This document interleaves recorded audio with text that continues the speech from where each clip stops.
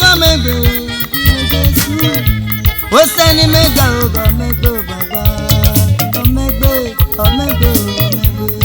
Oseni mega Oseni mega omegbe Oseni mega omegbe. Thank you Jesus. Oseni mega omegbe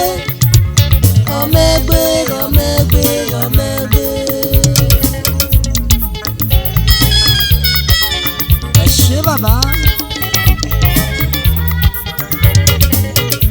Thank you for all you have done for me.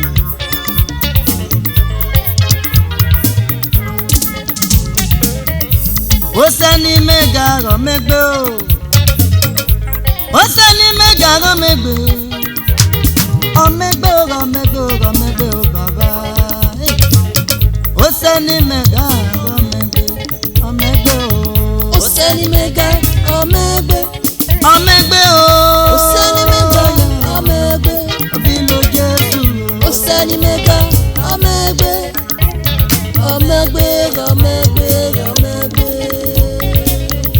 Oseni mega omegbe Ori moji meje ori egbe dan me ori roni me lara nyagbon o Ikwe mole ni ya lere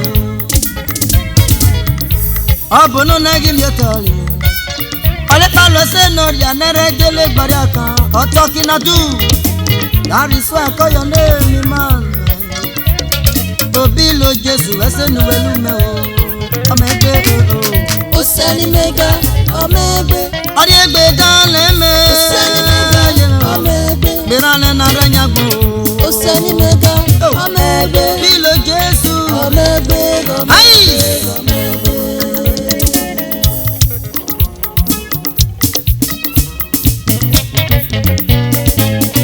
Osha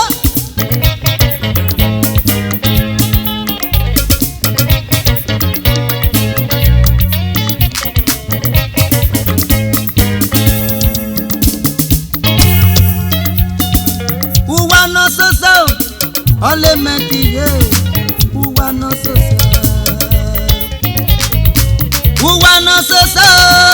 Ole mekiye nene Uwa no sosa Ojusu wa gaba kamere Uwa no sose ole mekiye Uwa no sose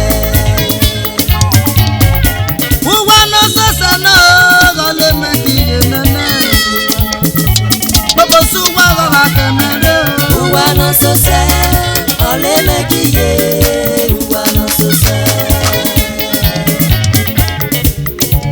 Ojusu wa gaba kamere Bobo su wa gaba kamere Emi amesu wa gaba kamere Motegbe nyase jagide bagbo Nirele Jesu egbe kumero Nirele buyiwa ya papa mu nobo Bilo Jesu vasenu lume Hey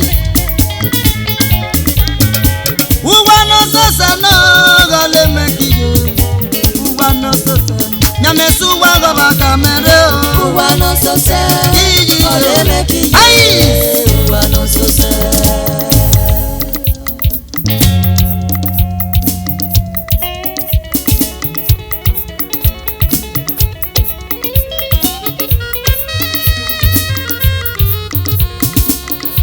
Agbonga no me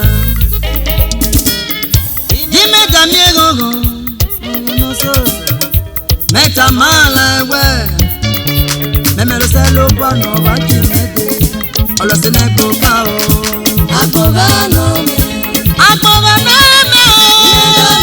Hey Dime dami egogo no sosa Meta malewe Bilo Jesu se lo bono va chimede Agbonga no me Dime dami egogo No sosa Meta mala we Memelo Jesu Baba chimede Osana lo se Abraham Osana lo se Ananias Meta mala we Memelo saloba Baba chimede Olo se ne boka o Agbonga no me Osana si ona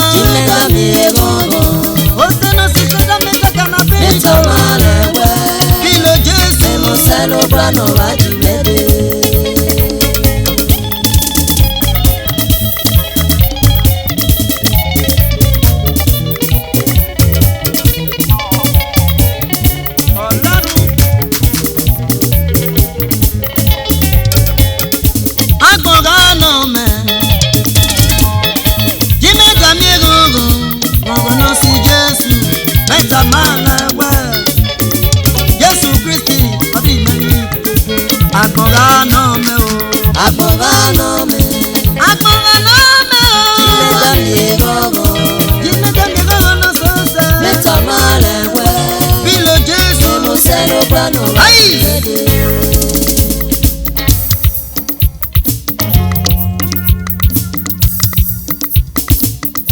Hello mẹ́ta gọlẹ, èèyàn mi wọlé, ẹsẹ̀ lé ní Jésù mímẹ́, ọpọlọgbẹ o.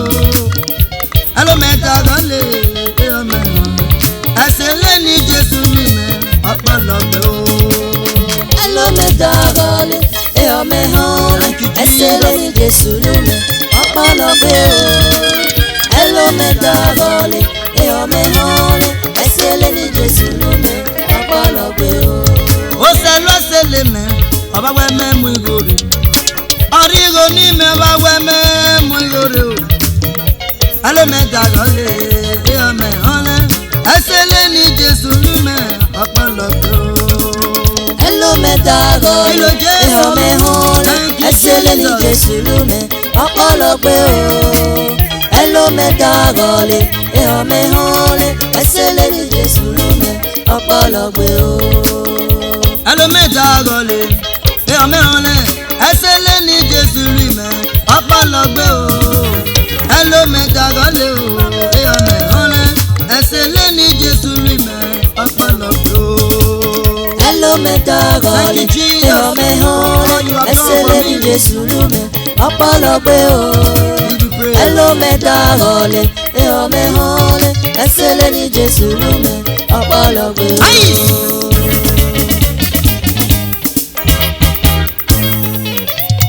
Òṣè sẹ́sà ọlọ́run.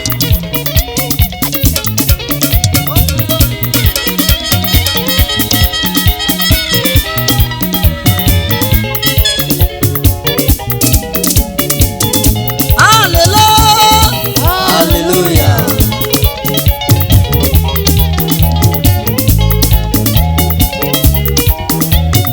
Bàbá ẹ ṣé. Jésù ẹlẹ́rù mi o. Bilo bilo bilo baba nuna eru me o.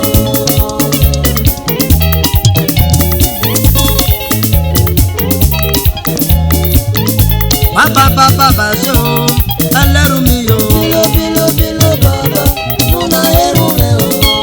You scared the whole world, what they thought was impossible. Bilo bilo Ẹ ṣé o bàbá. nuna eru me o. Bilo bàbá wọ́n ṣe o. Bilo bilo bilo Ẹ ṣé o baba bàbá. nuna eru me o. Bilo bàbá wọ́n ṣe bàbá. Bilo bilo bilo baba nuna eru me o. Bilo bàbá wọ́n ṣe Bilo bèbè. bilo bilo baba nuna eru me o. You scared the whole world, what they thought was Bilo impossible. bilo bilo I thank you, Jesus. nuna eru me o. Bilo bàbá nuna wẹ̀yà mẹ́. Bilo bilo bilo baba Thank you, nuna Jesus. eru me o. Ẹsẹ̀ nínú mi gaya sábàbá. Bilo Jésù. Bilo bilo bilo baba nuna eru me o. Bilo Jésù. Bilo bilo bilo baba nuna eru me o.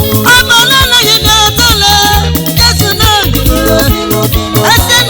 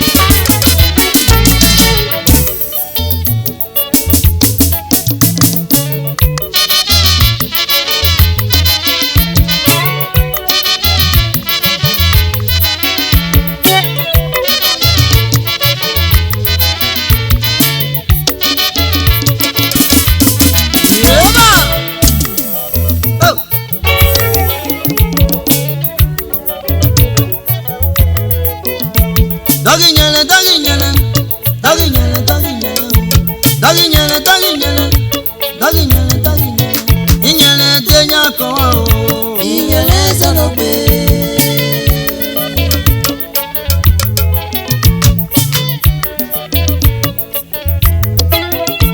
Doggy nyele, doggy nyele, doggy nyele, doggy nyele, oh. Doggy nyele, doggy nyele, doggy nyele, doggy nyele. Inyele denya ko waisa. Inyele ze no gbe.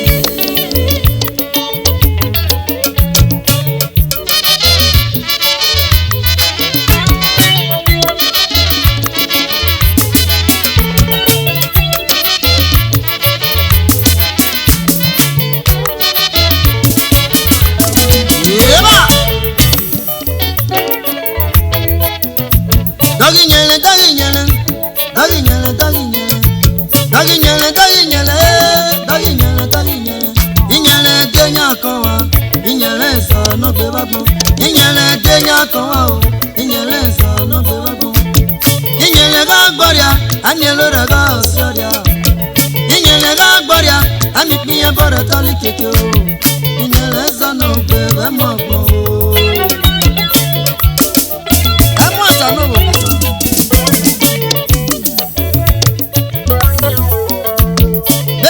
Sabe webo, yore sabi Nigeria. Beji sere sabi Nigeria, yore sabe webo. Beji sere sebo, yore si Blackie. Beji sere si Blackie, yore si webo. Oh, beji sere sa raba, yore si lepa. Beji sere si lepa, yore so raba. Inare bezale, idagele to sole vilo. Inyele ze no bebe mabo.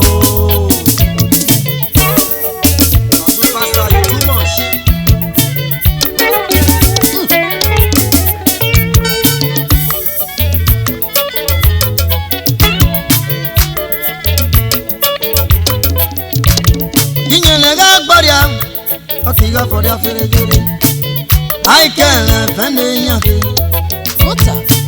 Inyele ga gbaria o otiga for ya feregere so I can fende yake Doggy nyele doggy nyele doggy nyele doggy nyele so doggy nyele doggy nyele doggy nyele doggy nyele Inyele denya ko wa sa Inyele ze no gbe.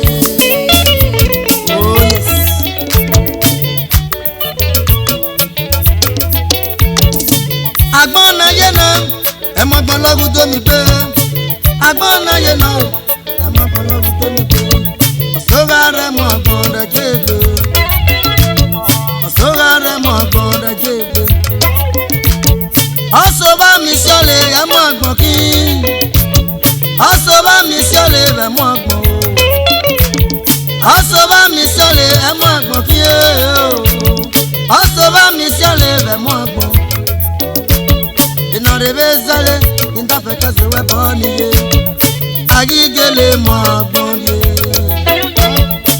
Naribezale, indafekase weboniye Agigele mabonye san When I was about the moto, ayalebe When I was about the keke, ayalebe When I was about the lebuwa, ayalebe Osapa kile no mele Osapa kile no mele o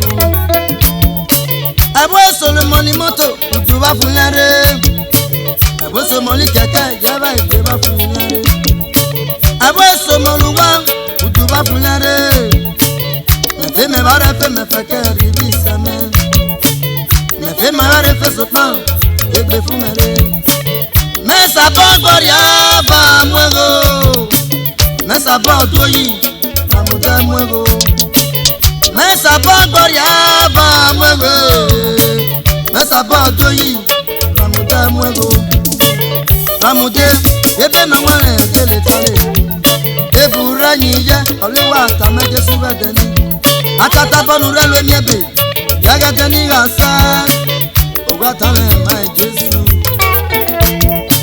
Agari elimi o Yagata lo boa Agati agbonga koko bo Ebura nyije oliwa tameje Jesu Adeni Jesu ato tebe Mutake mefo yeriba Adeni Jesu ato tebe Mutake mefo yeriba Ebura nyije oli Jesu atama Muta kama foga jadi bao. Oh, Yesu Kristi no le salva. Jaga bovado, bovado. Yesu Kristi no le salva yo. Jaga bovado, bovado. Uvade base basi Yesu. Jaga bovado. Obiaba yenu si bolu kore. Sisa sino da kere yegi mebale. Sisa bota kere mebale o. Sisa da kere mebale. Aramude mwengo rolu epe baba. Aramude mwengo rolu blood money. Jesus connection is the only way. Yes. Onazale ni dagele sole bilore sam. Ejurega yeye no se kamero. Inyele zano pe mo. Dagi nyele, dagi nyele. Dagi nyele, dagi nyele. Dagi nyele, dagi nyele. Dagi nyele, dagi nyele. Inyele denya ko wesa o. Inyele zano pe.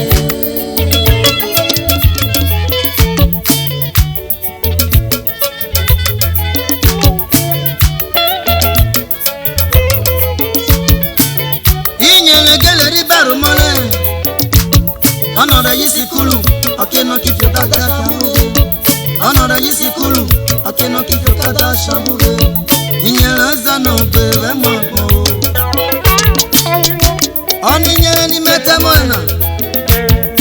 Abwense yerole logoria. Bokesa, inyele adire chaka dirie. Enuriri akol. Okay, I tell it's not reachable. Try again later. For those of you that does not understand what is Inyele, Inyele simply means poverty, failure and hatred. Oh yes. Daginyele, daginyele, daginyele, daginyele, daginyele, daginyele, daginyele, daginyele. Inyele denya ko esa o. Inyele zanobe. Inyele di professor Deleke no kimwebe shabugo. Admokita lore kane. Mwa le bayagba. Amwenye. Inyele di lecturer keno kimwebe shabugo. Admokita lore kane. Mwa le bayagba. Eja kita mwi vacancy ta. Oki gwaloshan. Aya moria.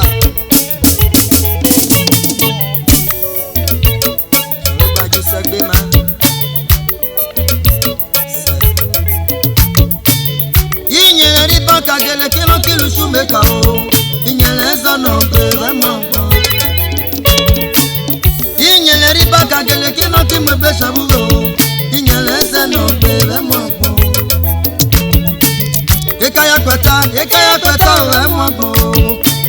Ekaya kweta o e mwango. Uwa supasa yenu talekere. Ọ̀nà bá mi ná gbálẹ̀, ọkì wọlé wú jágbó. Ọ̀nà bá mi ná pọ́pálẹ̀, ọkì wọlé dé mùtíá.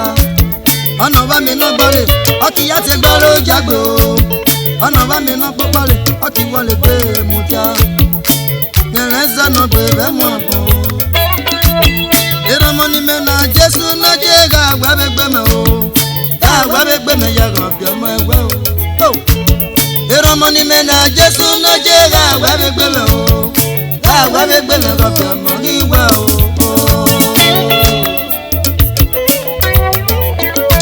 Dọ́gì nyẹlẹ, dọ́gì nyẹlẹ, dọ́gì nyẹlẹ, dọ́gì nyẹlẹ, dọ́gì nyẹlẹ, dọ́gì nyẹlẹ, dọ́gì nyẹlẹ, dọ́gì nyẹlẹ. Ìnyẹlẹ dẹ́yà kan wá sá o. Inyele zanobe. Ìnyẹlẹ dẹ́yà kan wá o. Inyele zanobe. Ìnyẹlẹ zanobe wà súpàsá gẹ́lẹ́ sọ̀rọ̀. Inyele zanobe. Wà súpàsá o, alẹ́ gẹ́lẹ́ sọ̀rọ̀. Inyele zanobe. Ìnyẹlẹ rí pòfẹ́sọ̀ gẹ́lẹ́ lálù súnmẹ́ Inyele kan. zanobe. Ìnyẹlẹ rí báńkà gẹ́lẹ́ kínú Inyele zanobe. Ìnyẹlẹ rí báńkà gẹ́lẹ́ gbàgbọ́lì Inyele zanobe.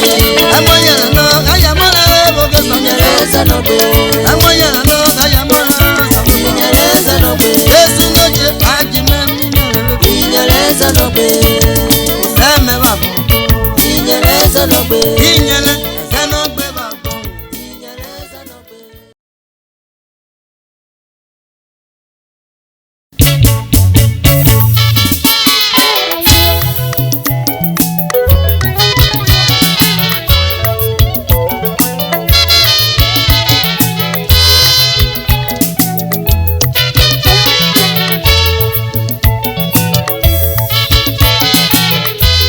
Oh yes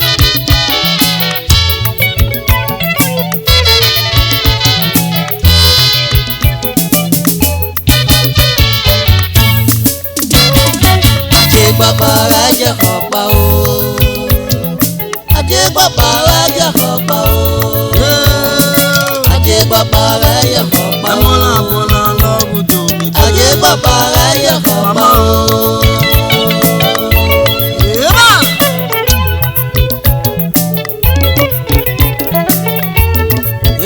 Yema Ajegbabara jẹ́ ọ̀pá o Ina no biare Ajegbabara jẹ́ ọ̀pá o Mola bola lobudo mi Ajegbabara jẹ́ ọ̀pá o So ba foto re be mo Ajegbabara jẹ́ ọ̀pá o. Ija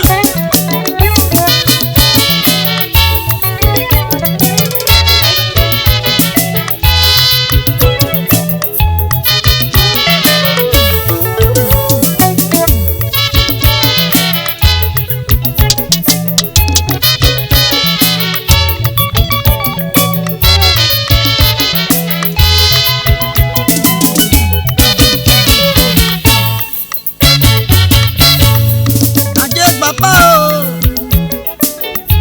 Meyi la ga ya papa Aje papa ga ya papa o Aje papa ya papa Aje papa o Ya ba ga ya papa Aje papa ga ya papa Aje papa ga ya papa Anireka nagba o Aleki igbe medugere Oni memu palo resan Aleki ona mu meluwe Are ti gbapa Olaja zilegbe magbo Aja kiri lege mo kesan Ilu mi innocent to sisi mu Kama mebiru ya o Apese to ya gole me Atare balegbele mo ki fo takale Ya ba mo ki fo Ajegbabara jẹ́ ọ̀pá o Aje papa o Ajegbabara jẹ́ ọ̀pá o Ajegbabara jẹ́ ọ̀pá o Kale ya pa Ajegbabara jẹ́ ọ̀pá o. Sesa Mọ́tò.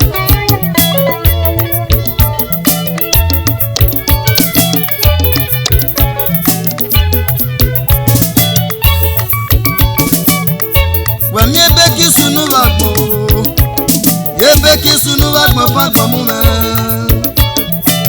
Wemi ebe lolo miele bagbo Ebe lolo miele nunu basa boreta Wemi ebe ki sunu bagbo Ebe ki sunu bagbo fagbo mu me o Wemi ebe lolo miele bagbo Ebe lolo miele nunu basa boreta Ọ̀nà zẹ́lò fọ́gbọ̀n mú mẹ́ Àjẹgbọ́pá o yẹ bá kọ́lé yọpa Òkè sani tí o yẹ bá bàṣẹ kámẹ́ o Ebi mẹ́miẹ́lẹ́ mẹ́rẹ̀ zèrè Ebi mẹ́miẹ́lẹ́ ọ̀lẹ́ mẹ́rẹ̀ zèrè Dagele tó bá mọ́ sí ọ̀pá Ọ̀ṣọ́ mẹ́rin náà kò lè báyìí Ọ̀ṣọ́ náà kò dẹ̀yàn fi lọ gọ́kwá Yémi súnù ọ̀fi kékeré mẹ́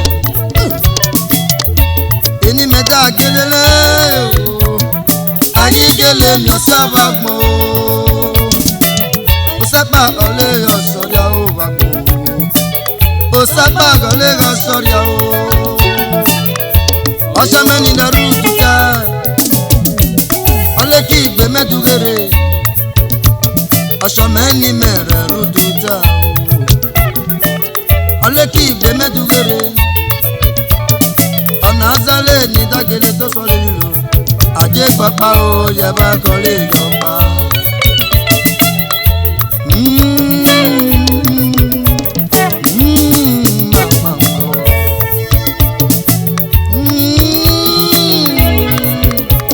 Yasagele runu me bi egbe mi o edena yiwa gbe anyori anogele edena yiwa gbo anyori anogele bi ori aye Aje papa wa ye kopa o edena yiwa gbo anyori anogele Aje papa wa ye kopa o Odole me bere basi ore Aje papa wa ye kopa o Aje papa wa ye kopa o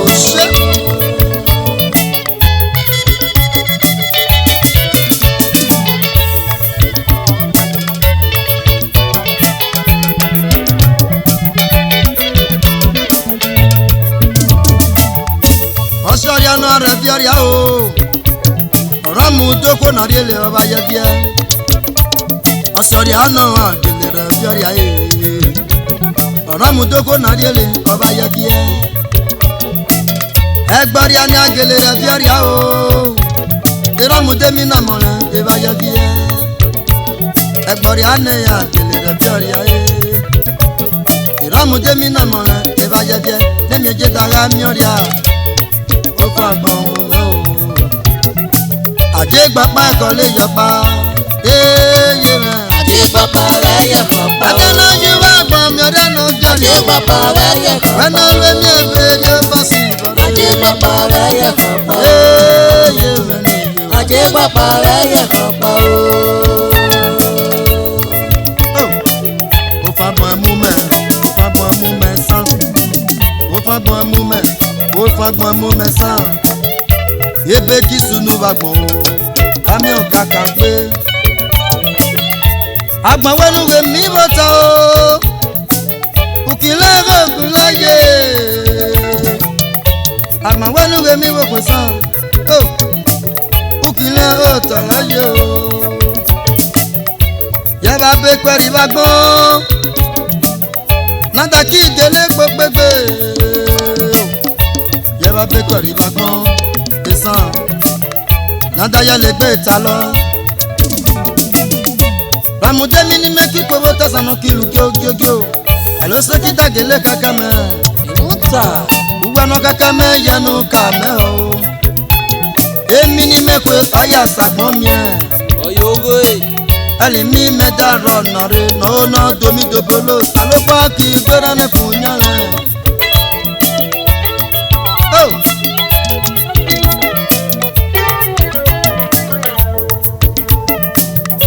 Ori okwale yada o Yawe buware same Ori okwale yada buware same o Ori okwale yada buware same Aba oge yo basi bare o Olu oruko yo basi bare Ara oge moje no ria o babon Ara oge mochifi no ria o Ara oge moje no ria o Ọmọ gbembe yo basi bare Igi tan ara oge te a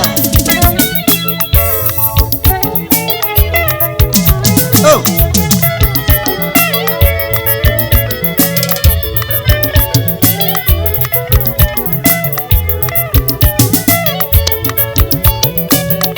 Abagbasa esan Yaba yẹra kiwo Amẹ̀bárọ̀ lọ́lọ́wọ́ kìlẹ̀ Amẹ̀bárọ̀ lọ́lọ́wọ́ kìlẹ̀ o Amẹ̀bárọ̀ lọ́lọ́wọ́ kìlẹ̀ Apoli sẹ́bẹ̀ yẹ́gẹ̀bẹ̀ yẹnẹ́ Emuta Apoli sẹ́bẹ̀ yẹ́gẹ̀bẹ̀ yẹnẹ́ Ọba ogede bọ́ọ̀sì ìbọ̀rẹ́ Àìta gbogbo ẹ̀ bá wọn Sẹ́mẹ́ nọ máa mẹ́ o Osẹ́mẹ́ nọ máa mẹ́ mo jà ní ìmẹ́ o Osẹ́mẹ́ nọ máa mẹ́ mo jà ní ìmẹ́ Ajimẹ́ tèrè bọ́ ní Ghana Nagbo awe me ose ni me gabo ona eromo ni me na Jesu no jeje romo me nseme ye me o ye papa wa ye papa o ewo ye papa wa ye papa o ye gole ya pa ye papa wa ye papa o ona lo na bere bo si mare ye papa wa ye papa ewo ye me oni ye papa wa ye papa o mana mana la bu to mi ye papa wa ye papa o gole ya pa ye papa wa ye papa o janu jagbele gba no mo ye papa wa ye papa o jagbele gba no mo nu na jamo gade ye papa wa ye papa o Jesu na je ya no mo jame ye papa wa ye papa o ne papa mi ne vale ne ku me ye papa wa ye Jesu na je wa pa ne ku me ye papa wa ye Jesu papa na o je ya no re la ma ye papa wa ye ne papa me va so ne papa me bo ye papa wa ye Jesu papa na o je ya no re la ma ye papa wa ye papa o ye papa wa ye papa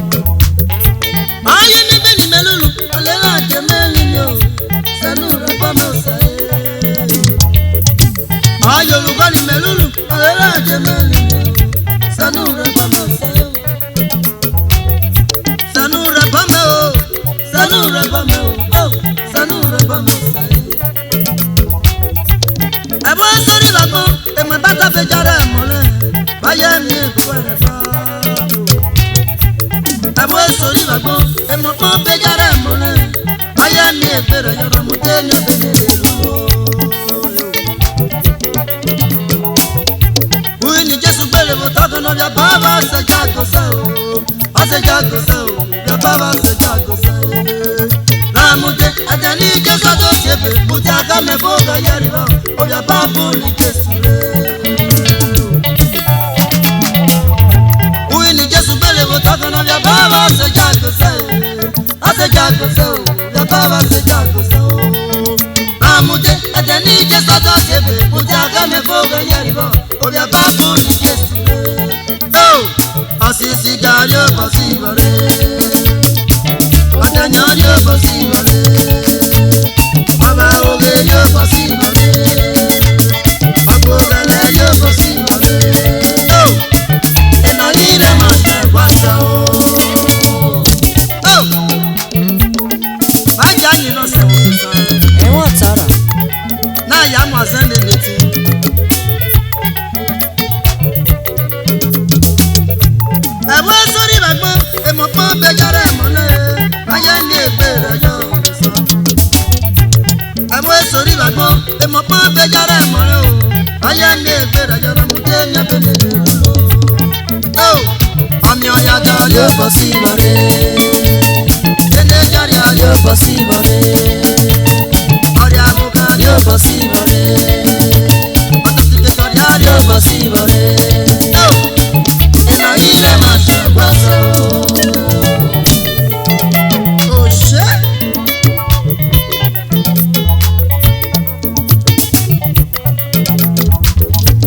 abo sori lagbo emwego be jare mole aye mi unu lele mi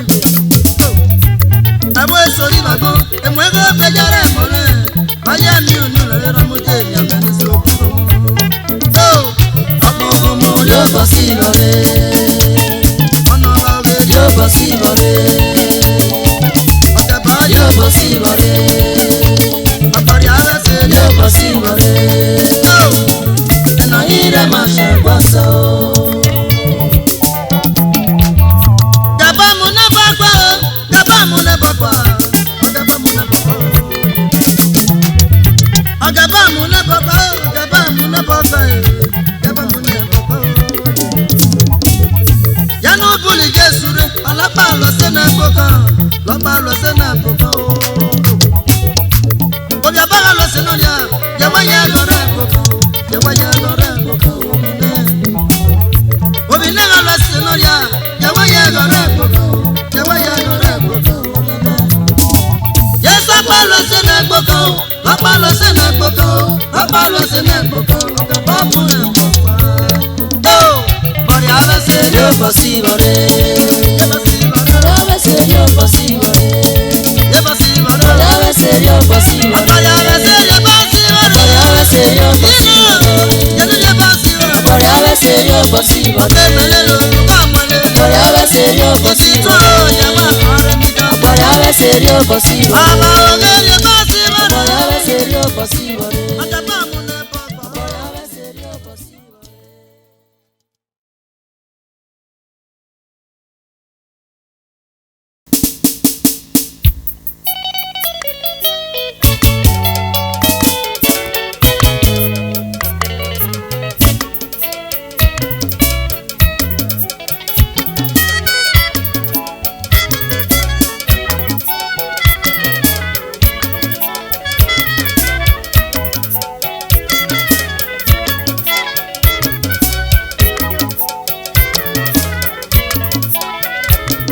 Apomerele me va a soria, apomerele me va a soria, apomerele me va a soria, apomerele me va a soria.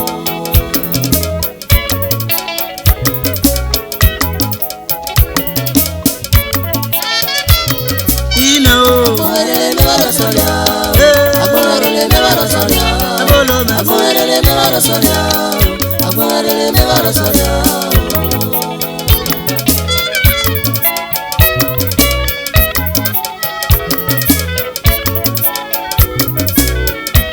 Agbon merele o agbon merele san me ba ro sori o baba agbon merele o agbon merele san me ba ro sori o baba me ba ro sori o agbon merele me ba ro sori o agbon merele me ba ro sori o Apomerele me va a soria, apomerele me va a soria, abolo me apomerele me va a soria, apomerele ya sabia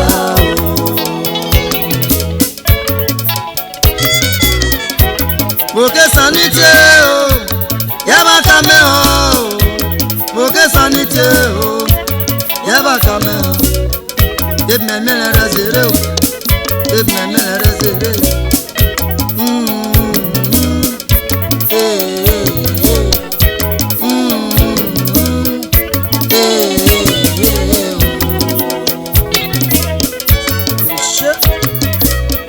Agbon awenu ge mi bota Ukile go kulaye o Agbon awenu ge mi bo kwesan Kile go tolaye Agbon awenu ge mi bo kwesan o Kile go tolaye o Agbon awenu ge mi bo kwesan Kile go kulaye Ukile go kulaye o Kile go kulaye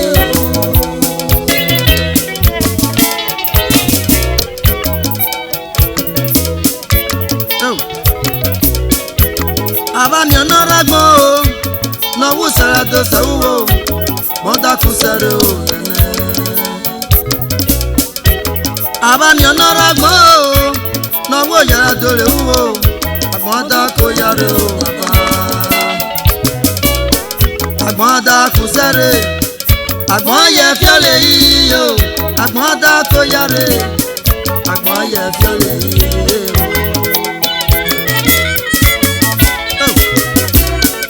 Abale balu ya nagbon dazagbon bo Ibale bialu ya nagbon dazagbon bo Ilo ni solo se yare Chochi ni yolo se yare Ilo ni solo se yare Chochi ni yolo se yare Ilo ni solo se yare Ilo ni solo se yare Emo atano bo kesan Abale balu ya nagbon dazagbon bo Agbon mi no saboti moto Eki ajo le we oro la sigo Oge san pata toru omo menu wale Abo mi no ragbon no we asun so ya dole Wa Salo gba yan fi Ole no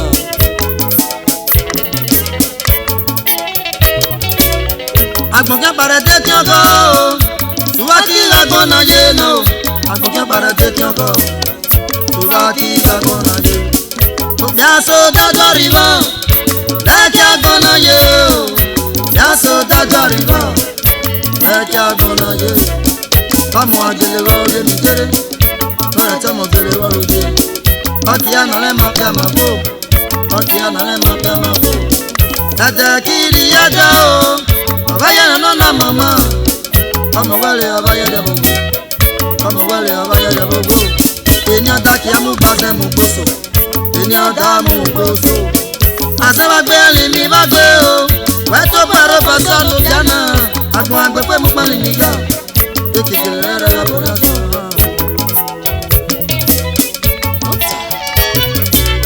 Agbon ramu de me supo nebe o Eme ajolu homo Eba ki ya yero Ebe igele yo no ya Woke san lo le patan Agare kabeshan Aregabeshan ki galiku Tuwa ki ragona ye Agbon ramu de me debi o Emu nebe mu mo Eba ki ya yero Ebe anisan sono bia ye na Agbon ramu de me do yiya o Eri eno gbiyaga Eba ki ya yero Ogbiyaga yiya ye to Ogbiyaga yiya ye to Ogbiyaga yiya ye to Emo atana ogusan Eba se me jogbiyaga ta ya ye to de Bueno ramu de me supo nebe Don sesi e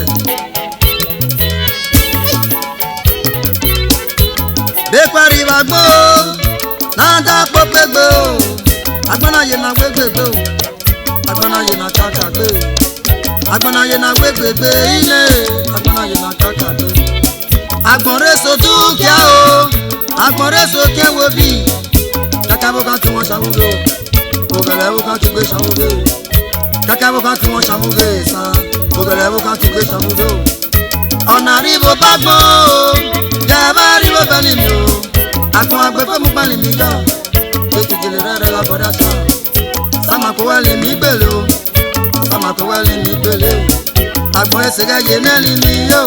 Agbon esega ye nani ni. Agbon esega ye nani ni yo. Agbon esega ye nani ni yo. Nana no bia me o. Agbon esega ye nani ni yo. Agbon agbepo mumani mi yo. Agbon esega ye nani ni yo.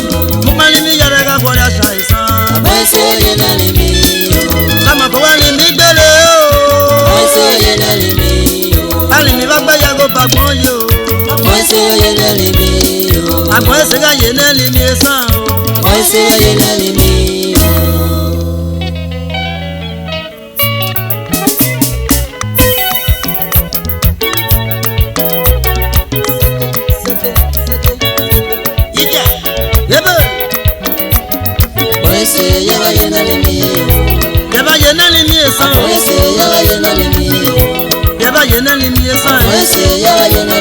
Agbon agbepo mumani mi yo ne. Ino mumani mi yo ne ga gbora ṣe.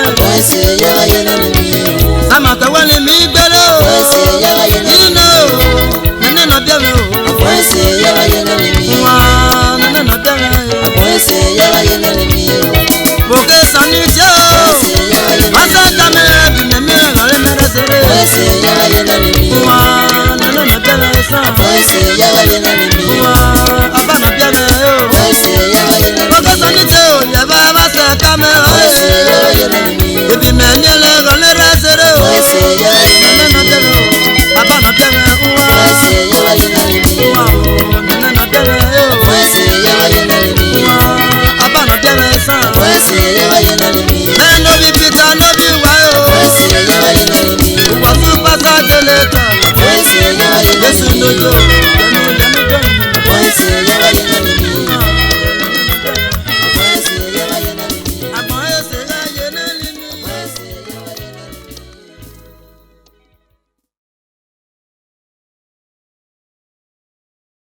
This music when I carry come. Now the music of an harvest for this upcoming election, such as federal election, state government election, etc. Anywhere you do, open your ears, open your eyes before you proceed. Because waiting can happen for this entire Nigeria, especially in Edo State, cannot be overemphasized. Masses, listen carefully. My key.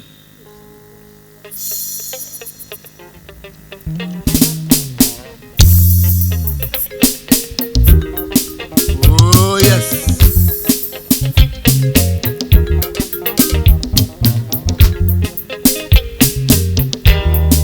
Push.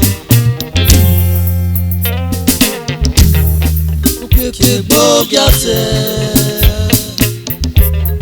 Okeke gbogiase. Okeke gbogiase, gbogiase bi jerebe. Okeke gbogiase. Okeke gbogiase, gbogiase bi jerebe. Okeke gbogiase. Election don come, they don dey run up and down. Okeke gbogiase. Election don dey near, they don dey run up and down. Okeke gbogiase. Poster, poster, poster, poster everywhere. Okeke gbogiase. Poster, poster, poster, poster everywhere. Okeke gbogiase. Which one you dey oh my brother?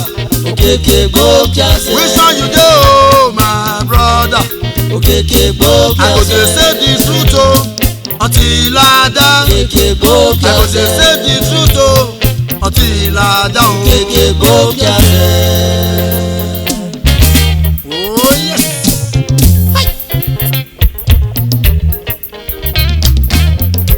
Yes, some people, we must not forget that great man, Professor Ambrose Ali of blessed memory. May he so rest in perfect peace. Amen. Ambrose Ali was like Jesus when he was alive. Ambrose Ali did not build a house, but he worked for the masses. Oh yes, now. I respect that man. Hey, some people should give respect to that man. Because it's when Professor Ambrose Ali departed from this sinful world Nothing good has entered Esan land. That is the problem we have in Esan land today. Oh yes. Men, women, youth in Edo State, especially in Esan land. I come again. Men, women, youth in Edo State, especially in Esan land. Make una remember the past election wey dem conduct. Dem come dey say dem go do this and that. When dem come dey share about onions and salt, when dem come win sit down gidigba finish for the seat, nothing wey dem fit do. Oh, I want you to know this. You wey dey use your mouth take dey talk wetin you no go fit do just because make we vote for you. Remember say God dey. Remember say God dey look you. Anything wey you sow on earth, you must surely reap am on the last day. Oh yes.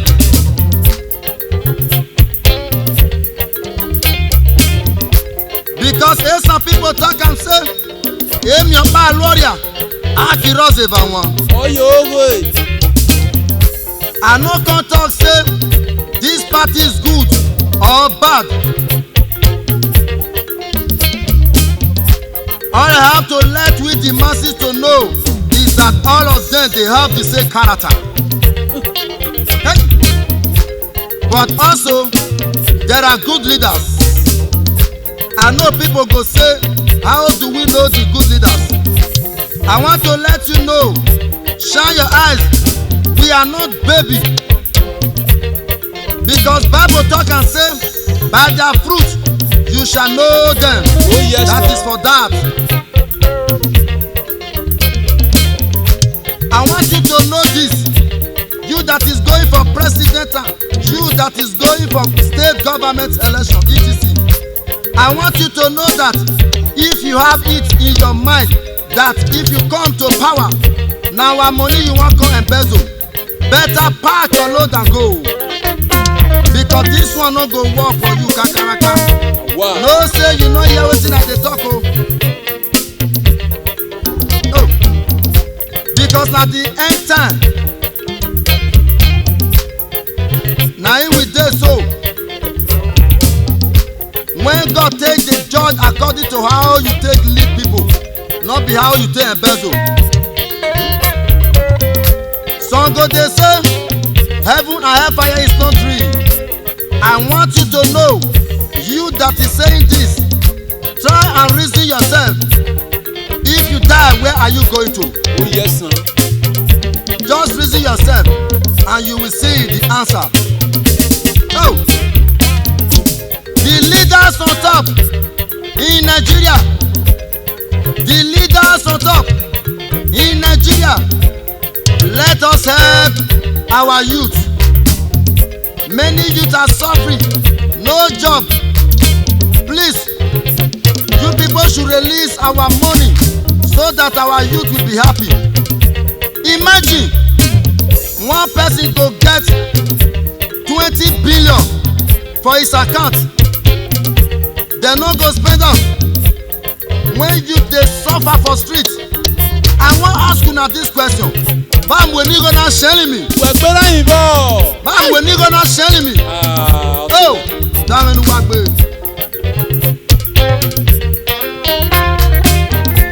If you be president, governor, etc.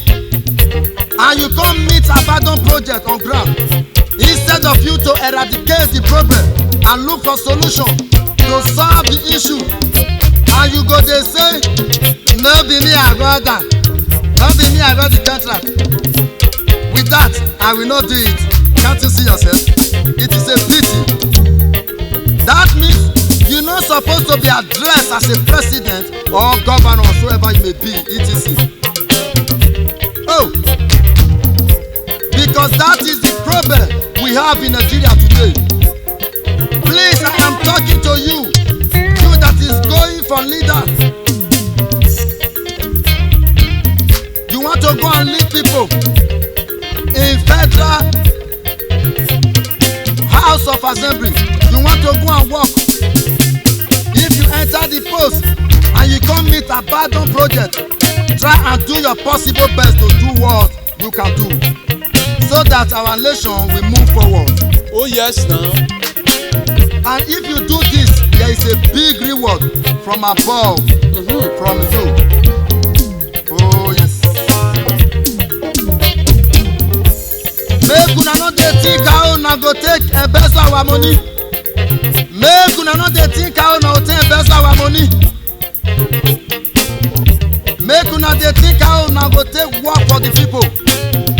In fact, if una no dey fear human being, make una dey fear God, because there is God o.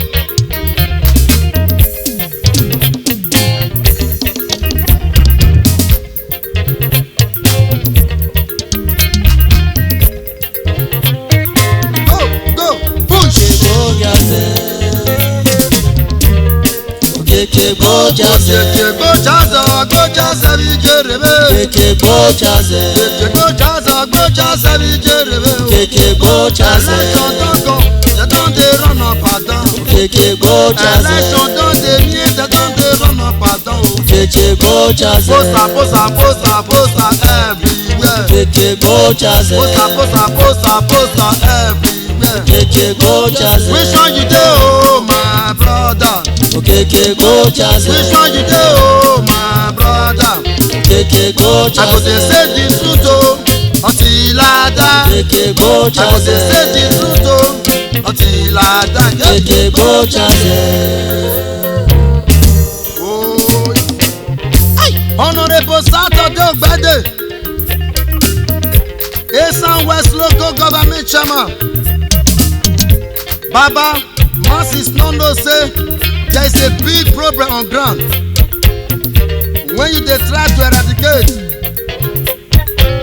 I am talking about the project when they award big contractors long time ago, when they no pay before they leave.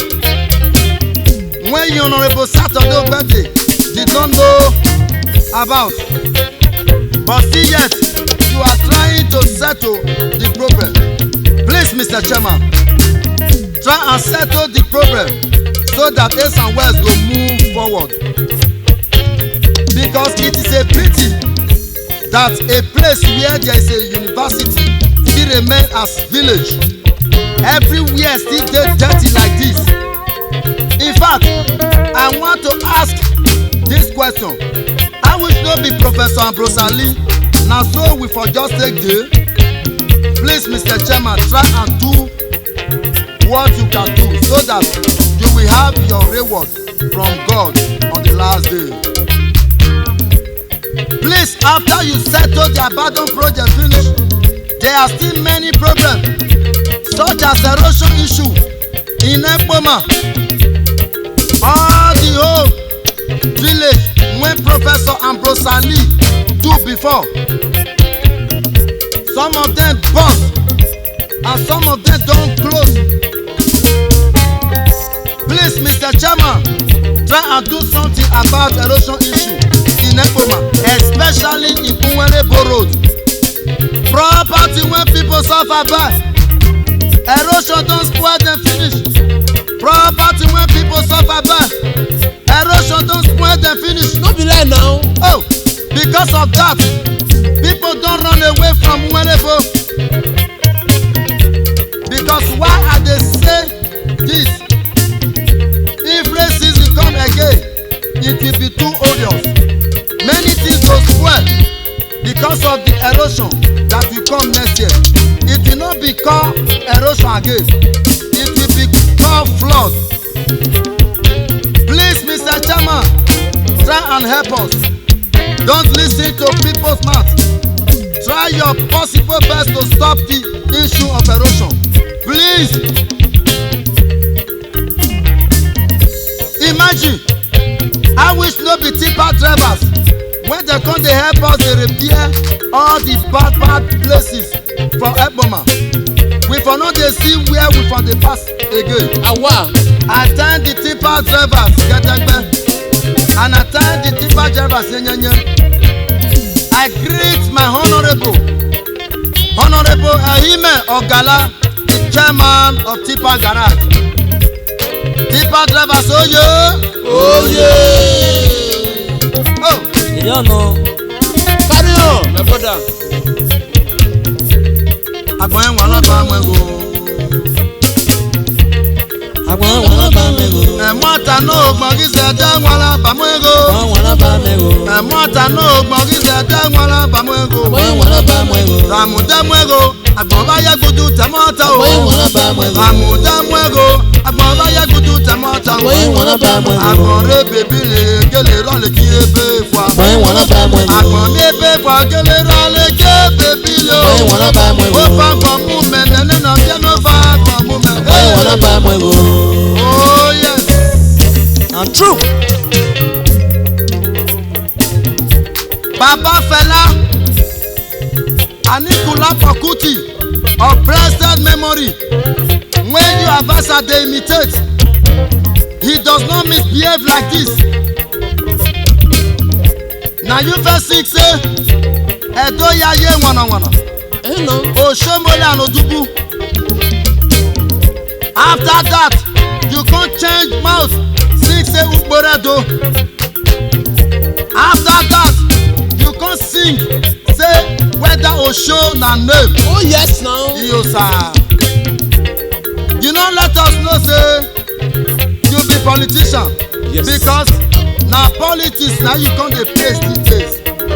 Oh, people when you suppose to dey advise, you dey praise them because of money. You kill the truth because of your selfish interest. I want you to know that you have lost your respect long time ago. Oh yes. Try and correct yourself now before it will be too late. Rẹ́ka wúmọ́ ẹ̀rẹ̀ nìtán náà. Àwa ọ̀hún. Àgbọ̀n ìwọ̀n lọ́ba mọ̀ ẹ̀rọ.